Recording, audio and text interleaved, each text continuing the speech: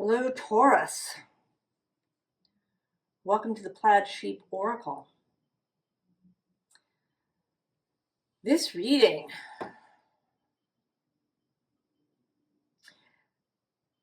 it's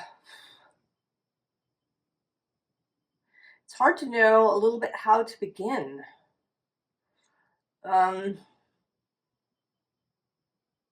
You had a reading actually quite recently, only 8 days ago. It was published from the time that I'm recording this.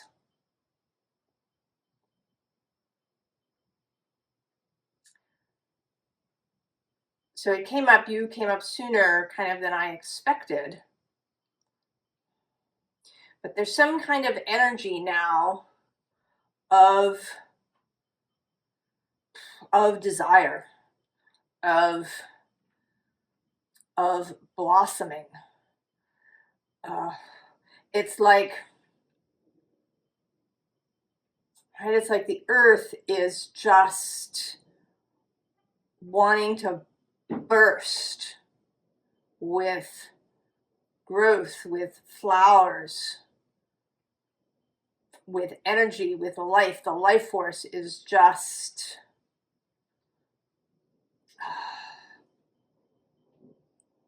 intense. I actually started doing this reading in different clothing. I was wearing jeans and this gray sweater when I was laying out the cards and kind of sitting here, and I had to change. I had to change into this red dress that I own and put on some jewelry and perfume. It's like I couldn't proceed with the reading. I actually was watching a little bit of a video this morning about the effects of clothing on our mindset.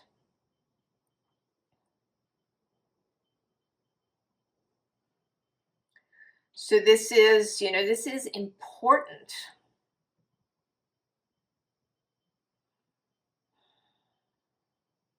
I don't know, I could go on at length about that, but I'm not going to, Taurus. This video is kind of going to be weird enough as it is. If you watched The Collective about the release of desire, that reading was entirely oracle card decks, and the same is true for this reading. And there's something about that, about being out of the overall system. I mean, tarot cards, there's certainly many decks that step out of, what we think of as the standard model of tarot decks, like the Witch's Wisdom Tarot, and but there is still this arrangement of major arcana that do this journey kind of from Fool to World, and there's 4 suits, whatever they may be named. They're air, water, earth, and fire. So it's kind of right. It's like it is a system. Whereas oracle decks are outside of that. The oracle deck itself is, cohesive within itself, but it doesn't necessarily have to follow any particular system. It doesn't have to have suits. It doesn't, it can be 36 cards or 80 cards, or right? It has freedom within itself. And there's something about that is coming through. There's another kind of standard, at least in my readings, that is being broken here, but we'll get to that later.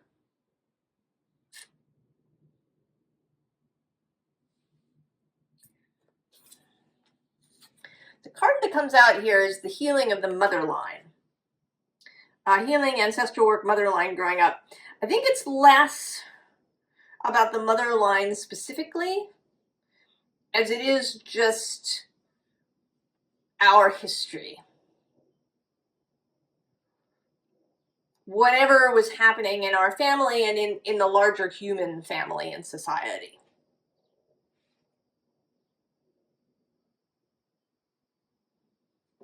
That there is a healing of that, I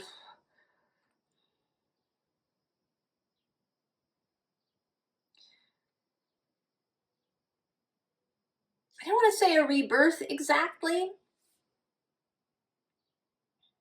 but a new start to say, yes, these things occurred in the past. We have accepted that we are where we are. We've made peace with where we are. But we're not going to keep referencing that. We're not going to keep talking about it.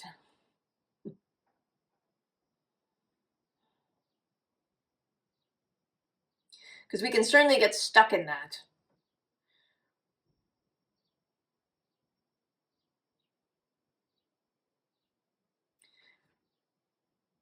And this is about, moving past these things and beginning. The scene underlying is the sun. Joy, enjoyment, life force, success, vitality, play, all of these things. Right? This is this energy of the life force that's wanting to just burst forth. And I think that this is both personally your personal life force as well as the life force of the planet and of humanity as a whole.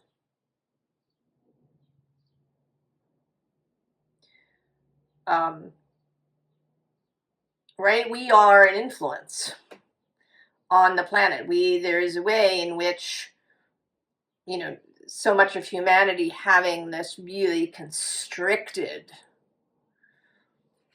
view of things, scarcity, lack, self-imprisonment.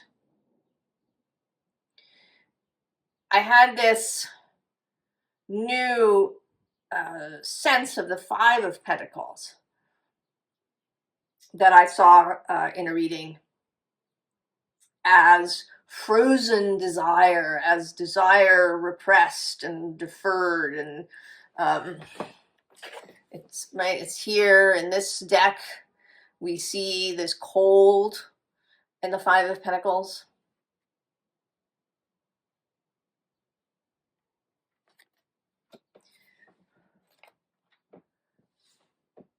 That we've been in this frozen space. And not like winter, because winter has a purpose. And things aren't really frozen in winter. Stuff continues. It's just slowed and quiet. But this is really frozen. This is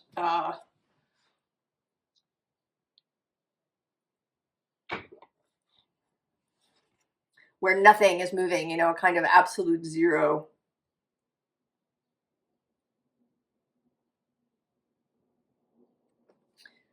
Under this is this Trust the Seasons card that was coming through in the reading as this integration of self. And then the bottom of the deck has the Rose Garden. Innocence, forgiveness, be gentle with yourself. But there is also in the visual of this card, right? This rising energy.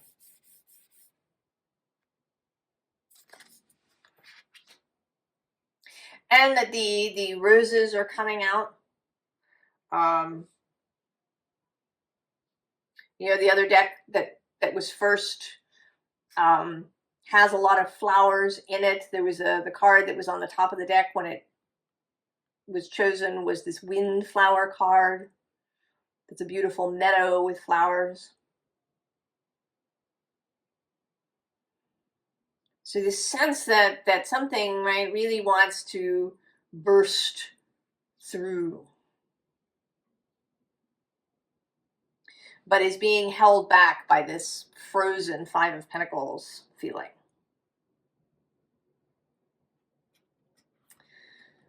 Right here, the deep dive, and I've shuffled this deck a number of times since I did the Virgo reading, but this card has stuck to this rise up. And this is feeling less like being in the water and more like being underground. There is a real emphasis in the readings now on spring.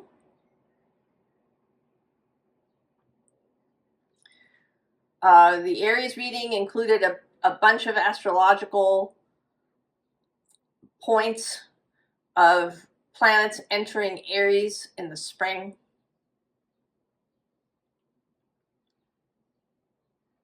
Neptune is entering in there, Saturn is entering in there. Venus is doing a retrograde, Mercury is doing a retrograde through Aries and Pisces, both of them. And through essentially the same, almost exactly the same space.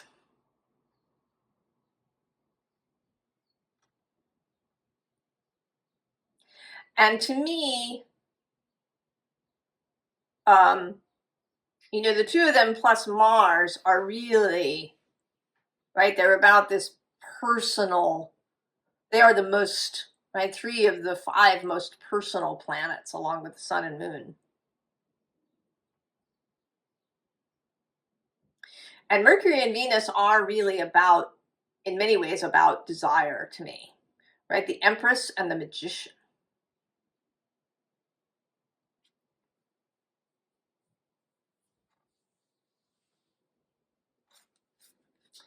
The bottom of this deck is illumination.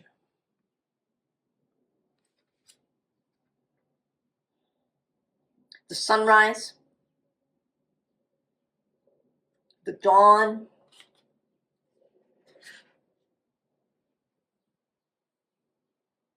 something becoming visible that wasn't before.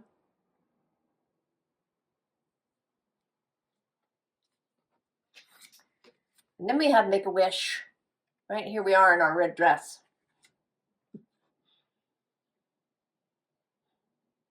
And we've turned this flower red. Normally, right, the dandelion poof ball is white, and we can see right here in this wish that she's made, it's white. But what you touch, right, takes on. You communicate your passion. You communicate this creative energy, this life force, this vitality.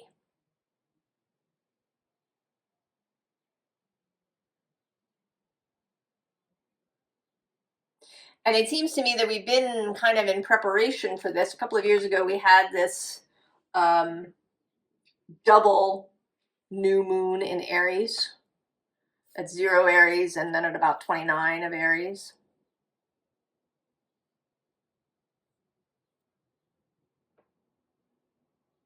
And then the perfected Saturn-Neptune conjunction next February. A little less than a year from now, we'll be at 0 Aries. But they're both going to spend time in Aries before that perfected conjunction, and they're going to be quite close together, within a degree often.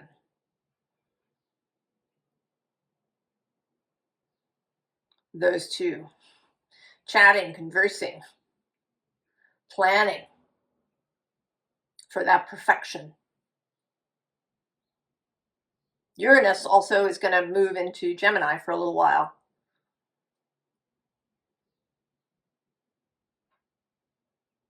So there is this, right, this planning space, this beginning space.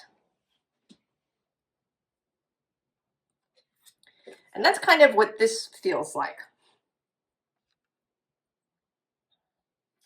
The beginning Taurus. I mean, this feels sort of like a collective reading that is coming through Taurus, because you are the sign of Venus, sign of the Empress.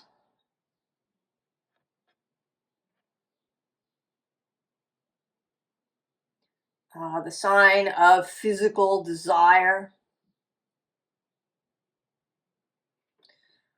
The sign of, really, of like spring. I mean, Aries is spring. But you are when things really start to get going, visibly.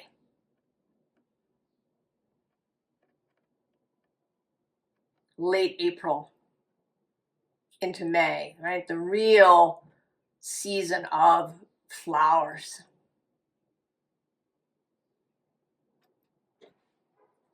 And there's something here about taking first steps. Taking first steps.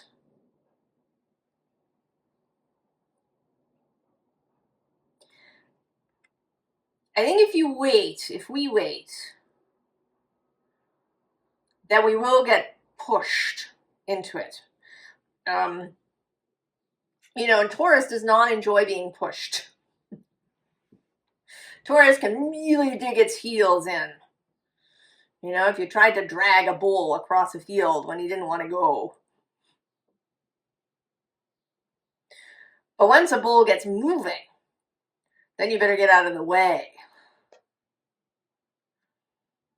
Speed and force and power. Right? The power that can punch a mushroom up through soil and, you know, send tree roots through concrete.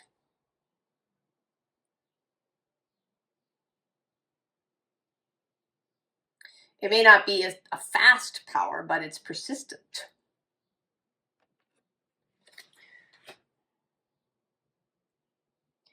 And so I think we're being given the opportunity. I have a lot of Taurus energy in my chart. We're being given an opportunity to move first, to be ready, to begin.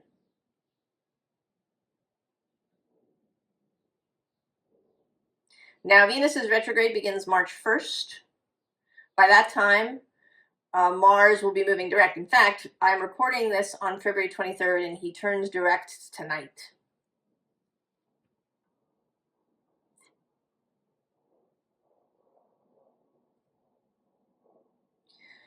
So when she moves into his space, I mean, she's already there now, but when she starts her retrograde, he will be moving forward.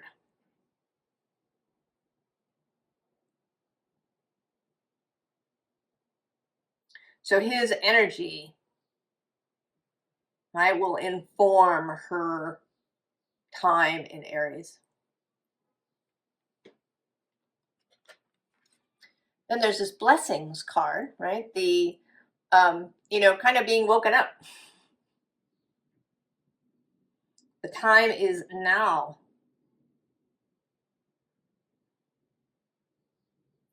The time to really embrace the life force. Because when you suppress the life force in yourself, you kind of suppress it everywhere else by extension. I mean, the Earth herself has her own point of attraction.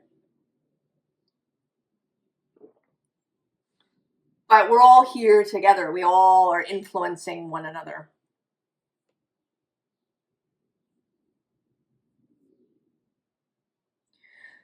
So if you can release yourself,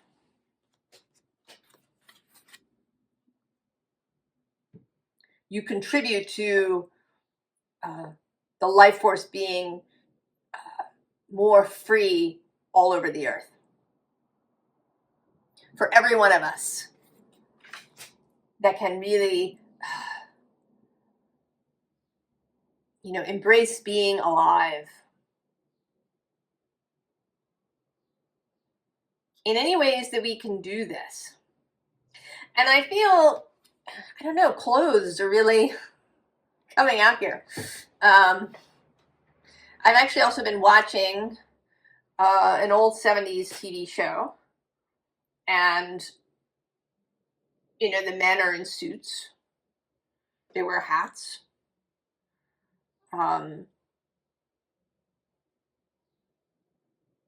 Nobody's wandering around in their sweatpants. I certainly saw people, especially right, kind of 2021, early 2022, post the lockdowns, out on the street in what were essentially pajamas. And I think this has an effect, whether we know it or not. There's also something about, about beauty, about even about quality, right? That maybe you own, instead of owning 10 pairs of cheap jeans, you own 3 pairs of really good jeans and you take care of them.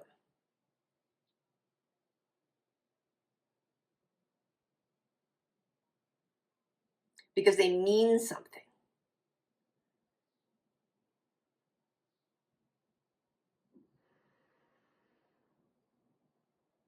They are, they're kind of part of your life.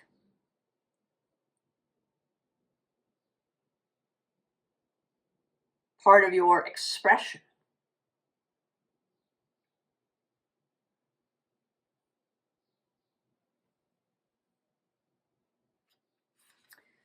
So we have this Aspen Spirit Courage.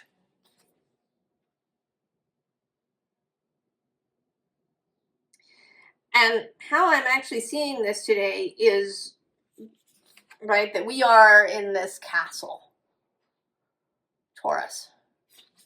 We've been in here for a long time. It might be kind of moldering. There's a kind of Sleeping Beauty aspect to it. We're gonna unfold that in a little bit. But now the sun is rising and these butterflies are arriving. They are messengers. And they are here, they're knocking at the door.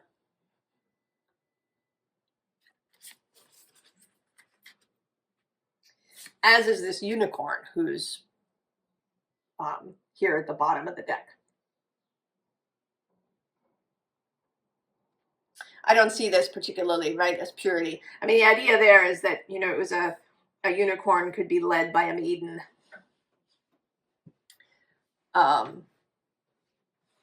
But, this is more just the unicorn energy. I mean, there is a sense of maidenhood in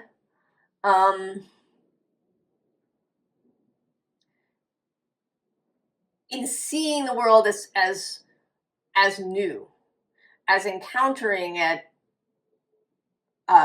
in a new way, as if you have not met it before, to not presume that you're just going to have all of the same old experiences again.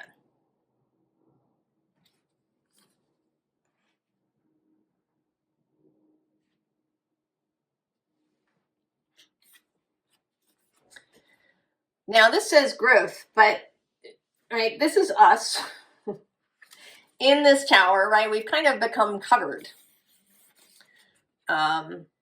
It does seem like we might be wearing a red dress under here. We've got, what seem to be sort of red tattoos coming up our skin, but we are also a little bit covered by the past.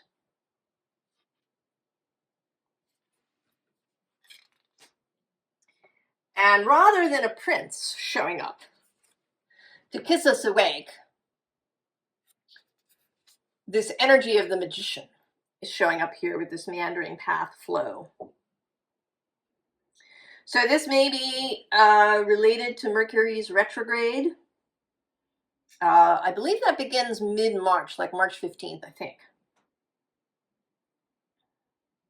He moves faster than Venus.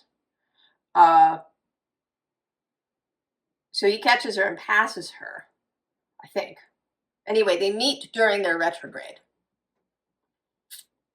But she retrogrades slightly further, I think, than he does, and then he turns back sooner. His retrograde is shorter. But they cover almost the same space, from 10 Aries back to about 24 Pisces.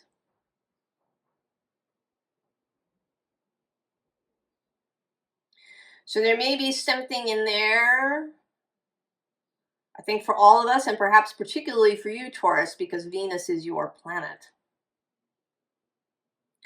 So that Mercury has some message to deliver.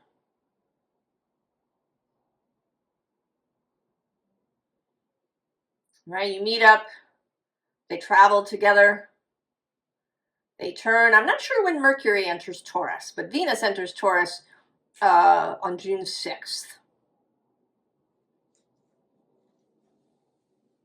So she spends quite a bit of time in Aries. So there is a, right, there's a light, there's a revelation, there's a magical message. And then there you are, setting out on the road. Through the thicket of thorns that grew around Sleeping Beauty's castle. But in this case, you're the one making the path through the thorns. Sleeping Beauty woken. She got the, right, you got the magical message while you were perhaps asleep, while you were perhaps in this deep dive. And now, right now, the butterflies are leading you out. And there is uncertainty. There is an enormous amount of trust being asked of you, Taurus. I think that is the most difficult thing. Certainly it's difficult for me. This, right, this trust.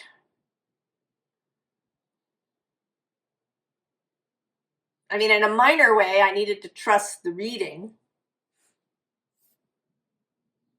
To trust that while I didn't, after I put the cards out, that I didn't quite know what would come out, that I would find it.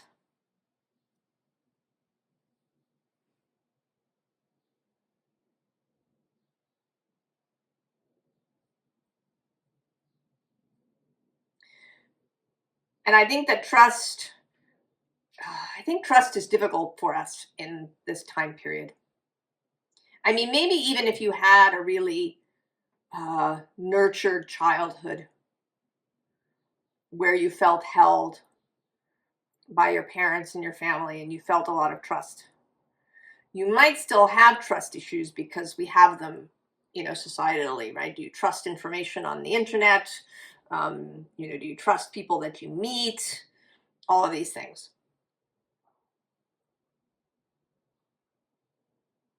So a lot of trust is being required of you. But there is also, right, there is the life force, this activation, the spirit guardian of spring.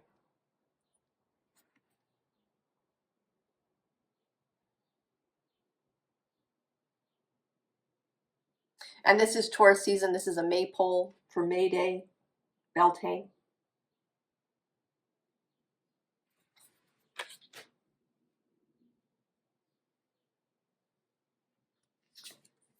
So then we have this Milky Way card.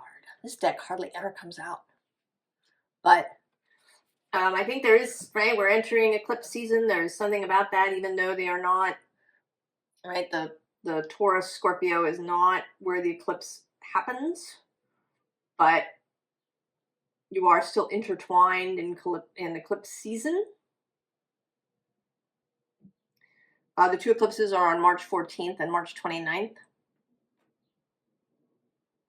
Virgo full moon, Aries new moon.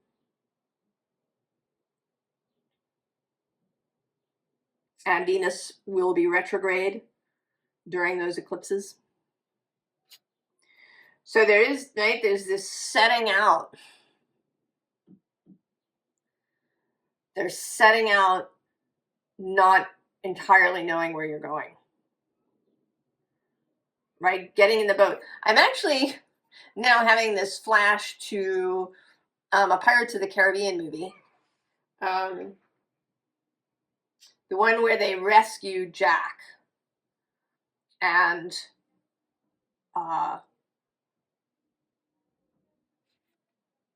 Will becomes, you know, the new guardian of the dead, the new,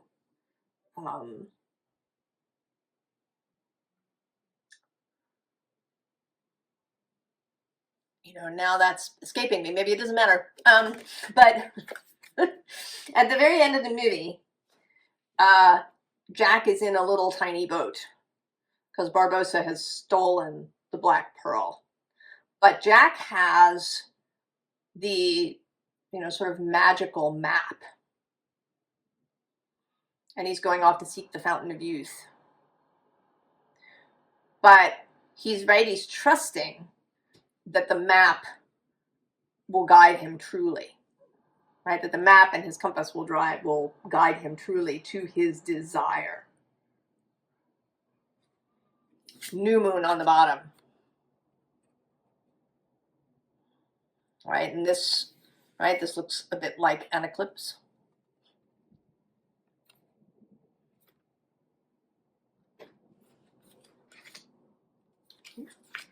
And then we have the Wishmaker and the Dreamweaver.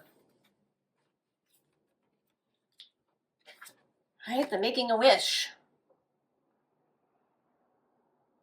You are the Wishmaker, Taurus. Wishmaker and Dreamweaver.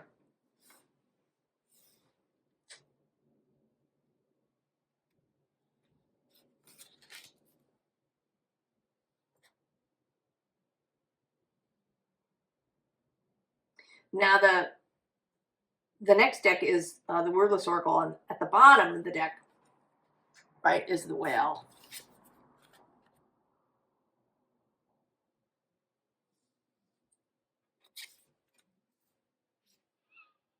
Right, and there's this moon. And this particular moon has kind of a portal feel.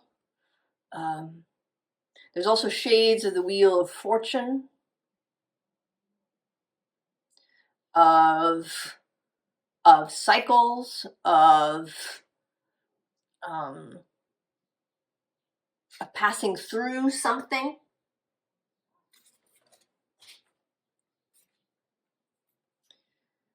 And then there's this card, and this feels distinctly like your soul, your wider self, who's already dancing, has been dancing. And underneath it is this image. And this I see as you, right? You're here, the kind of, right, the physical you.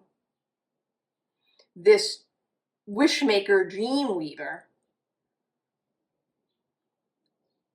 that wants to come through, right, is still under the waves.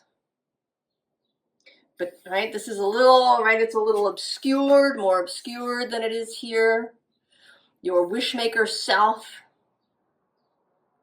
has a clearer view. The Dreamweaver self has a clearer view than you do. It's still a little occluded for you.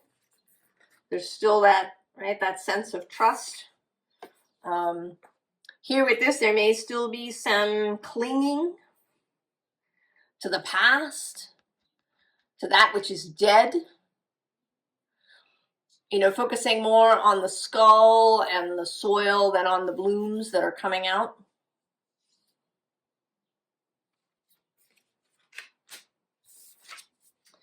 And then there's that.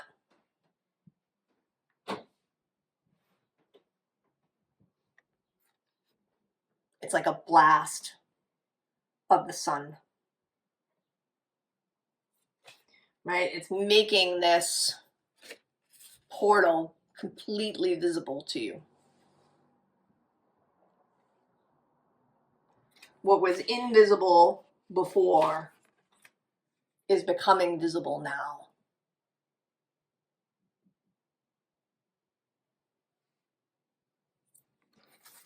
And there you are, suddenly, oh, I see it.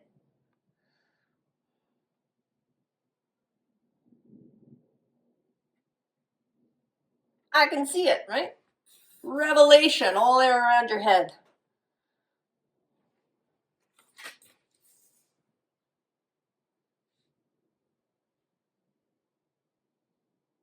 Now, I don't exactly know what that is. There may be something coming with the eclipse. Some people say that eclipses obscure things. I disagree. I think eclipses bring the stuff to light.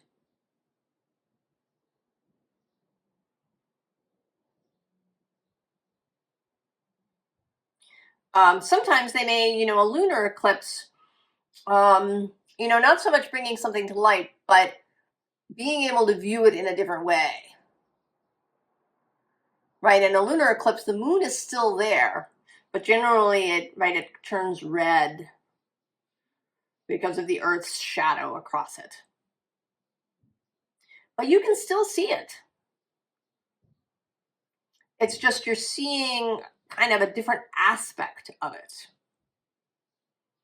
You're seeing it in a different light. And then a solar eclipse, that too, that you can see things around you in a different light because the sun isn't so bright. Sometimes when the sun is really bright, things get washed out. You know, anything that maybe is a pale or a neutral color, you know, that is shady perhaps, that isn't really popping, can vanish in a really bright light. Or it can be so bright, you know, you sort of need to squint because it's too much for your eyes. And then when something moves in front of that, you may be able to actually see better. And to see things again in a different light.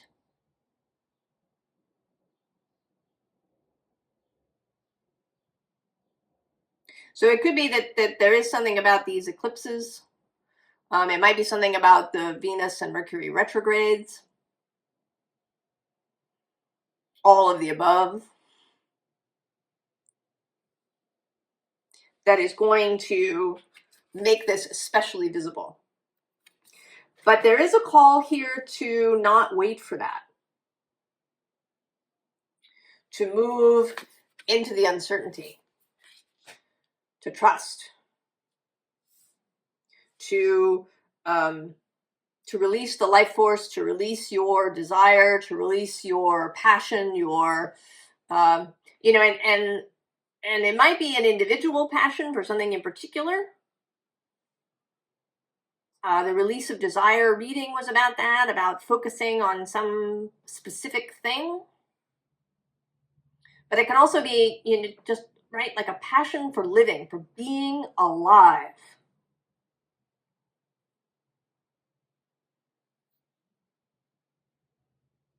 Here, now.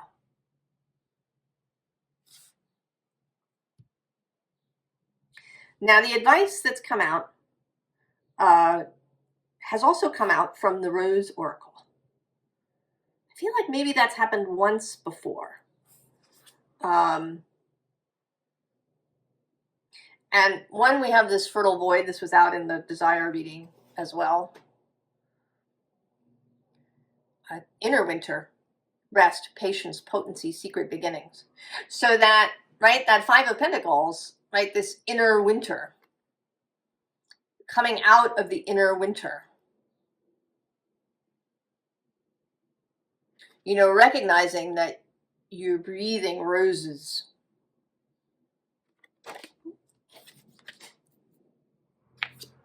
And then rose without thorns. You have a right to your joy. Peace, sweetness of life. Yes. And then, not surprised to see it, sub rosa. Hidden in plain sight. That would be that.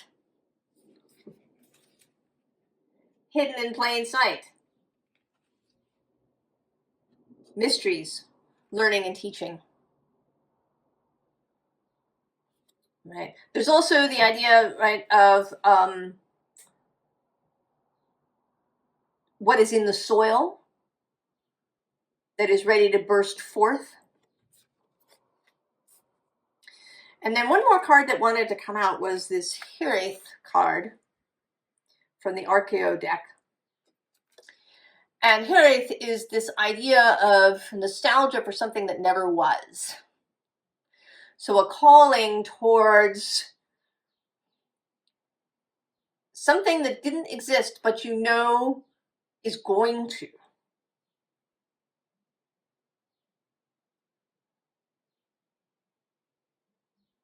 It has lived in your inner eye, perhaps for the whole of your life.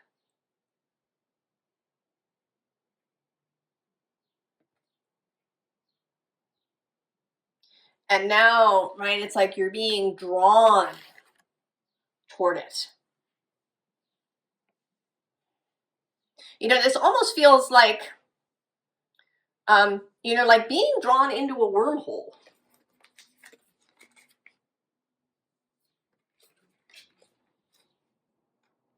Right? You know, like stepping on the transporter pad, or, you know, going through the Stargate or whatever, you get, you know, turned into molecules and then you get reconstituted on the other end. Right? Passing through the wormhole.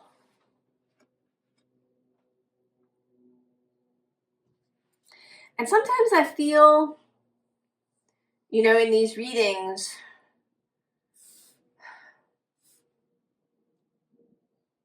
you know, like it's a story, you know, maybe we're having a difficult time in life and we come to a reading and it talks about, you know, new timelines and going through a wormhole, and it all sounds really good, but does it really happen?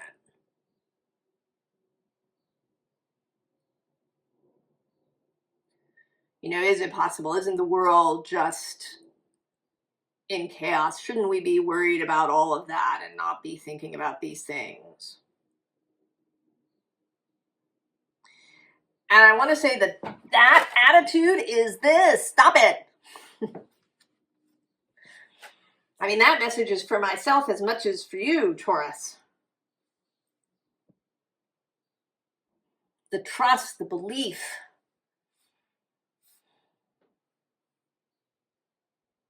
Right? The holding of the vision. The deciding to embrace vitality, embrace the life force, to feel passion for being alive here now.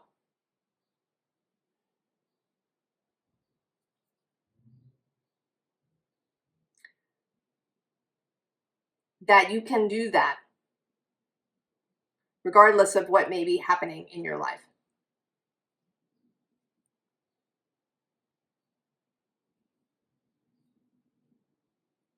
And that your participation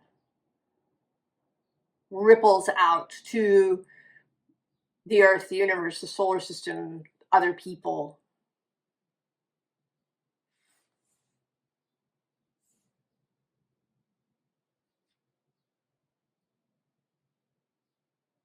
That it's absolutely possible.